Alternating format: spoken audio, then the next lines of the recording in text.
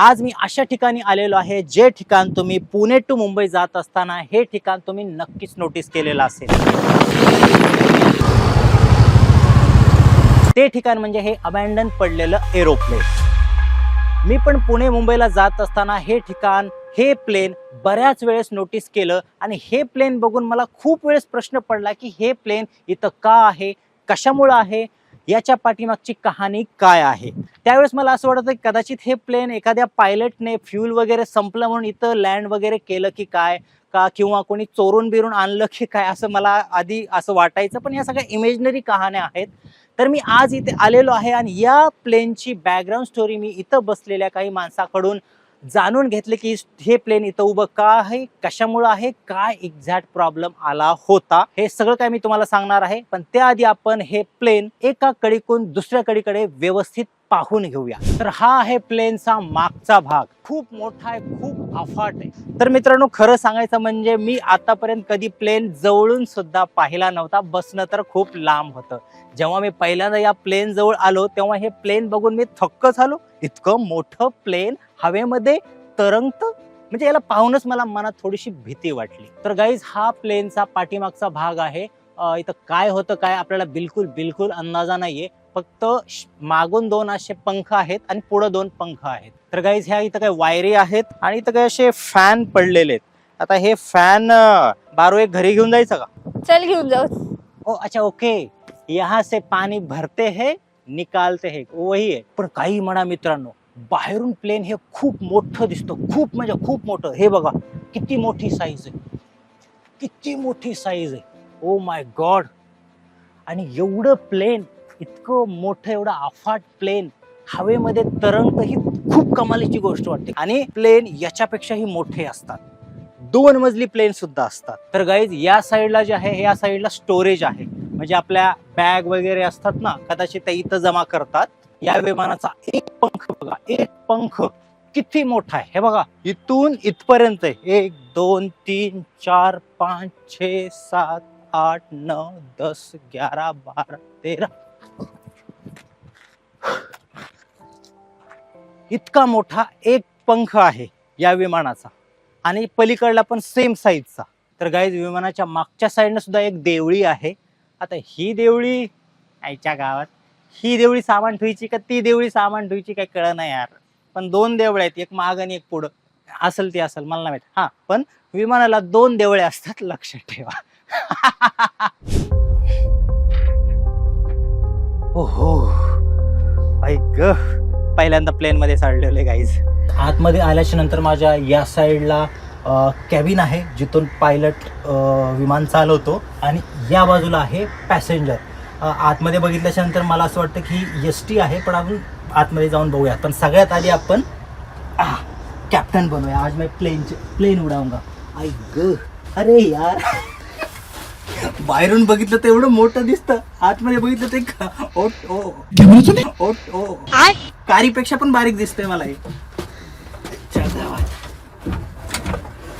ओहो, काही समजत नाही। ओ अच्छा, म्हणजे म्हणजे थोडक्यात एक पायलट हँडल करू शकतो। ओके, कोणीतरी एक करू शकतो, म्हणजे हे हलवलं तर ते सुद्धा हलते। दाखव त्यांना, हे हलवलं तर ते सुद्धा हलते। ओके, बाकी मग घंटा काय माहित नाही, काय सांगू तुम्हाला मी। ओके, लेकिन काय पण म्हणा गाईज, माझं नशीब चांगलं की मी आज केबिनच्या आपल्या पायलटच्या जागी बसलेलो आहे। माझी अंदर जाके देखते चल। इकडे काय, अच्छा इधर कुछ ये है उनके वो एयर होस्टेस के लिए शायद। तर गाईज, उन्हाळा चालू आहे आणि माझा हा घाम प्लीज इग्नोर करा। तर चला आतमध्ये या, मी तुम्हाला दाखवतो प्लेन। आतापर्यंत मी पण बसलो नाही, तर चला एक मिनिट सीटवर बसून दाखवतो। अगं माय ग, अगं बाय ग, ओहो क्या घंटा फीलिंग आ रही है। ऐसा लग रहा है किसी प्लेन में या फिर किसी ट्रेन में बैठा हूँ, किसी एसटी में बैठा हुआ, एसी वाले एसटी में बैठा हूँ, ऐसा लग रहा है। ऐसा कुछ खास नहीं लग रहा है, उड़ेगा तो खास लगेगा। मेरे को लगता है हा पुढचा जो आहे ठीक आहे, फिजिशियन किट, किसी को लग बिग गया तो होगा वो। ये सामने वाले जो होते हैं पता नहीं ये कौन होते हैं। अभी आगे जाके देखेंगे. अच्छा ओके ओके. ये है शायद बिझनेस क्लास सामने वाला. हा म्हणजे यांच्या सीट खूप बेस्ट आहेत गाईज, एकदम खूप आरामदायक, कम्फर्टेबल. ओके. आणि ह्या आहेत साध्या सुध्या मिडल क्लास लोकांच्या छपरी सीटा. हा काय रे, ही जी आहे ना, इथं काय बटन आहेत, लाईट लावायची, नर्सला बोलवायचं, नर्स हे एअर हॉस्टेस. एअर हॉस्टेसला बोलवायचं. तर ह्या गोष्टी बटन बिटन मला त्या गोष्टी इथं दिसतात असं वाटतंय. पण एक गोष्टकडे इथं पॅराशूट नाही रे, ओ ऑक्सिजन मास्क.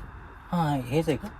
हां ऑक्सिजन मास्क. पण इथून कुठून तर ते बाहेर पडतात नाही का, जास्त जर जास्त म्हणजे प्लेन जेव्हा खूप जास्त उंच जातं तेव्हा ऑक्सिजनची मात्रा कमी होते आणि कुठून तरी ते मास्क पडतात. मग मास्क घालायचे, त्यातून ऑक्सिजन घेऊन जिवंत राहायचं असते. ते पण इथंच कुठेतरी असेल, ते पण आपल्याला नीट नाही माहीत. ओके. हे काय, ओ माय गॉड, सोडायचं का बारू? काय असेल रे बाबा. ओके ओके, बरं झालं ही प्लेन पाहायला आलो, कारण की जेव्हा मी खरं प्लेनमध्ये बसेल तेव्हा मला अडचण नाही येणार की कोणतं बटन कुठं दाबून काय होते काय नाही होते. बरं झालं मी हे बंद पडकं प्लेन बघायला आलो, फायदा झाला. तुम्हाला पण यायचं असेल तर या, पण हो 100 रुपये तिकीट आहे मध्ये यायचं, हे पण लक्षात ठेवा. आहे ग खूप गरमी होते. अमीर लोग या सकते जैसे की हम. अच्छा, बाथरूम या साईडला, प्लेनच्या शेवटच्या बाजूला बाथरूम असते, आज आत्ता मला कळलं. तर या साईडला इकडं बाथरूम आहे. जायचं नाही आपल्याला, फक्त स्वतः मी माहिती करून घेत आहे. तुम्ही तो बसला असता गाइस. मैडम टिकट है आपका? अगर आपके पास टिकट नहीं है तो हवा में आपको फेंक देंगे. पॅराशूट दे देना बस. प्लेनमध्ये आलो, प्लेन बघितलं, खरं सांगायचं तर काही विशेष वाटलं नाही यार. तेरे को क्या लगा? नॉर्मली लग रहा है ना, मतलब जैसे कोई थोड़ी एसी वैसी बस हो या फिर ऐसा कुछ, ऐसा ही लग रहा है ना. हाँ बस शायद फील तब आएगा जब ये हवे में उड़ेगा, जब हवे के अंदर होगा तब शायद फील आएगा. फील भी नहीं आएगा और बहुत कुछ बाहर निकलने की कोशिश करेगा. समझ रहे हैं ना मैं क्या बोल रहा हूँ? सच में ये वाली जो आगे वाली जो सीट थी वो अच्छी थी, और पीछे की ऐसे नहीं कि एसटी में के लोग होते, लाल परी में के उनकी सीट थी वो. हाँ मतलब ये वाली लग रही है बिजनेस क्लास, मतलब अपने जैसे गरीब के लिए और श्रीमंत लोगों के लिए. ये अपन गरीब है क्या बे? मागरी. तर आता आपण जाणून घेऊया की हे प्लेन इथं का आलं, कशामुळे आलं, कोणी आणलं आणि कुठून आलं. तर मुंबई पुणे एक्सप्रेसवेवर लोणावळ्याजवळ उभं असलेलं हे विमान खरं उडणारं नाही. हे एक जुनं वापरातून काढलेलं एअरक्राफ्ट आहे. हे ना क्रॅश झालंय ना इमर्जन्सी लँडिंग झालेली आहे. हे इथं खास आणलं गेलंय, स्पेशली लोकांचं लक्ष वेधण्यासाठी. एका रेस्टॉरंट मालकाने हे विमान विकत घेतलं आणि त्याचं थीम रेस्टॉरंट कॅफे बनवण्याचा त्याचा प्लॅन होता. कारण सिंपल होतं, लोक थांबतील, फोटो काढतील आणि बिझनेसमध्ये वाढ होईल. आता मेन प्रश्न म्हणजे हे विमान इथं कसं आलं. हे विमान इथं उडत आणलं नाही किंवा इथे लँडिंग केली नाही किंवा कोणी ट्रकमध्ये भरून आणलेलं नाही, तर ते काही भागामध्ये तोडून ट्रकमध्ये भरून इथं आणलं आणि ते पुन्हा जोडून उभं केलं. सगळं काही परफेक्ट झालं होतं. पण काही काळानंतर त्या रेस्टॉरंटचा बिझनेस कमी होऊ लागला, कर्ज वाढलं, हप्ते थकले आणि शेवटी बँकेने रेस्टॉरंट सील केलं. आज ते रेस्टॉरंट बंद आहे. पण इंटरेस्टिंग गोष्ट अशी आहे की हे विमान आजही तिथंच उभं आहे आणि त्याला पाहण्यासाठी लोक दूरवरून पाहायला येतात. तर ही आहे या पुणे एक्सप्रेस हायवेवर अबॅन्डन पडलेल्या प्लेनची कहाणी. तर भेटूया पुढच्या व्हिडिओमध्ये, तोपर्यंत बाय बाय.